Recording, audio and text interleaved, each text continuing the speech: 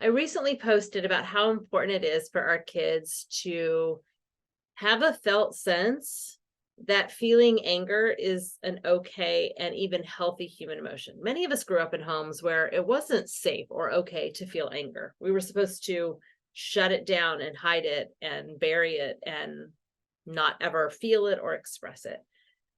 Anger is a healthy human emotion that's really appropriate in lots of circumstances. We want our kids to know it's okay to feel angry, but they actually are also responsible for their behavior. But they can't get to that point before they're ready developmentally. A lot of kids, when they're in really volatile states where they have a lot of anger, can be physically violent or verbally aggressive. And this is not because the child is necessarily choosing to do that. Usually they're not. Usually it's because stress hormones are flooding their bodies, they are dysregulated, and what they need from us in that moment is to co-regulate, calm them down, keep our bodies safe so that they are not hurting us, of course, but really to say, oh, you're so angry, I'm right here with you while you're angry. And maybe even ask, what do you need? How can I help? Or even just say, oh, you've got such big emotions, you're just really, really mad right now. I see that. And we're helping them keep their body safe, keep our body safe, keep other bodies safe, not destroy property, right? So we really want to help provide parameters that allow them to not do damage while they're in that state.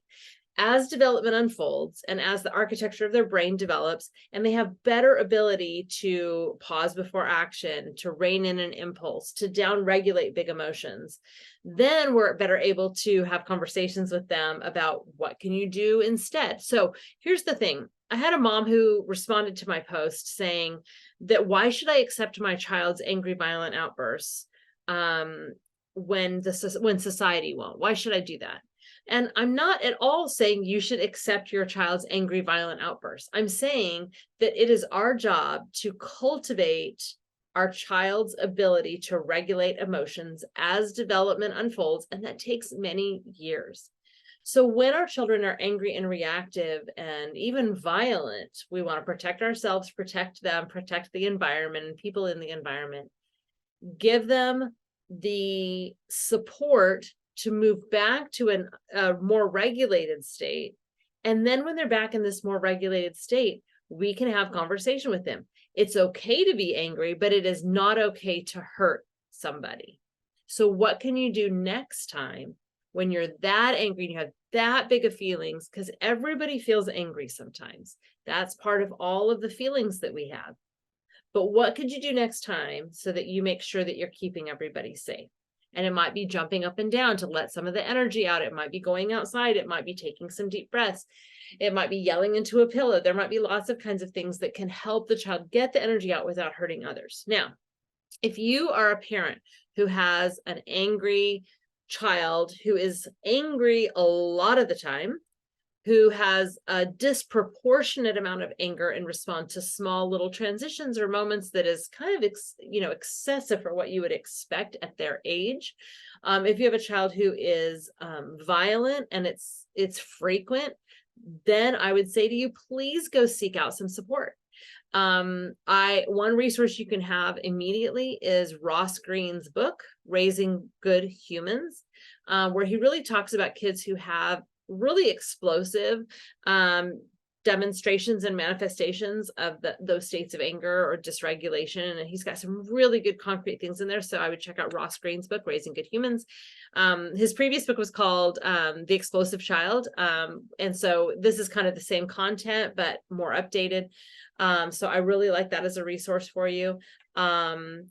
And what I would say to you too is that if you feel like your child's anger and their violence is excessive, talk to your child's pediatrician, talk to a clinical psychologist or a pediatric and adolescent psychotherapist, talk to a developmental pediatrician. We want to make sure that there's not something that's getting in the way of your child's development unfolding. There might be a sensory processing challenge. There might be something else going on developmentally or even medically. There might even be a sleep disorder, etc. But then it's really important that we seek out help, and the earlier the intervention, the better. So if you are concerned about your child's anger and violence, get some help and support. If you are just frustrated by it or it's hard, just know that development continues to unfold. And what I want to encourage you to do is make sure you're giving your child signals that communicate to them that it's okay and even healthy and important at times to feel anger, and they are still responsible for handling their anger in ways that are not harmful and that are still respecting the environment, themselves, and other people.